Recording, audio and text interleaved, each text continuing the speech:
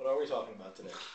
I don't know. This is a total surprise now. Well, I mean, we talked about Afghanistan yesterday, and our fearless leader, Obama, talked about that last night, and he's going to get us out in exactly 18 months.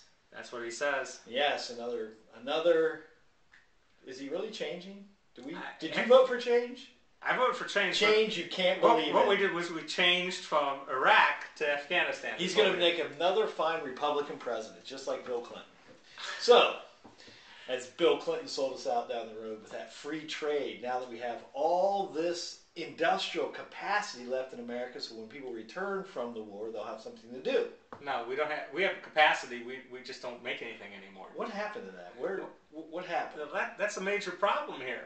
We became a totally service-based economy. It's crazy now. Even I was reading about making police cars, and believe it or not, they're doing it in Indiana now because Detroit can't do it anymore. What happened? What happened?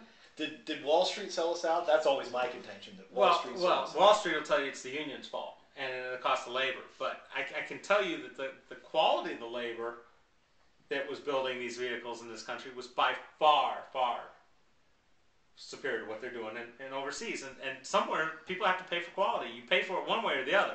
You get bad quality, you pay for it. You pay for it a little sooner. Well, I was shocked yesterday. My former business partner, current business partner, he had a Honda for 7 years, less than 60,000 miles on it, and the transmission went out. But since it's not a lemon lawn, since it's not, and I find that shocking because Honda is a well-built machine. We built them in Ohio. Yeah, we built them in Ohio, cornfields. But we lost that manufacturing ability somewhere, or we decided that it was cheaper to go somewhere else, and that Wall Street would make money. New York would make the money. Wall Street, because that's what a $10 million apartment is what a Goldman Sachs employee deserves, and really nobody else in America deserves that because they're making whatever and that $10 million apartment you could buy half the Schuster Center where Mike Turner just moved. Former place. Well, we talked about that yesterday. Well, but Turner's moving down there, and he's back in the fold. I'm sure we're going to see him out at the restaurants, not ordering onions because he's afraid of his breath or whatever. Have you got another idea why he might have moved downtown besides downsizing and that he's really moving to D.C.? I think he's afraid. I think he's reading the tea leaves. You better get back downtown or does he know how they're going to redistrict? That's what I was wondering about. Maybe the plans on the redistricting, besides bringing Huber Heights back into, Democratic Dayton, maybe his part of Centerville's now, Republican enough that it's moving, Well, they're going to redraw the lines? They're redrawing the lines next year. So or are they going to redraw the I can't see Boehner, moving downtown. So no, but something's going on there. I mean, we're going to have probably one less congressman in the state of Ohio come 2010, and maybe he's just figuring that he needs to be downtown and focused to serve the whole community with this big regional thing, and maybe it positions him a little better if they're going to redraw to line up. Now his district would line up with what the Dayton Development Coalition represents. That would be very important to him.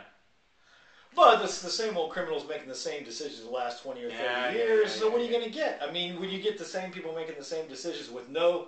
Well, term limits aren't the answer. Term limits are not the answer. Isn't this what we're having somewhat a discourse? This is what you consider what you would think out of a commission or a democracy, that you'd actually get up live and say, oh, this is what I believe, or this is what I believe in. Oh, we don't believe in public discourse, though, anymore.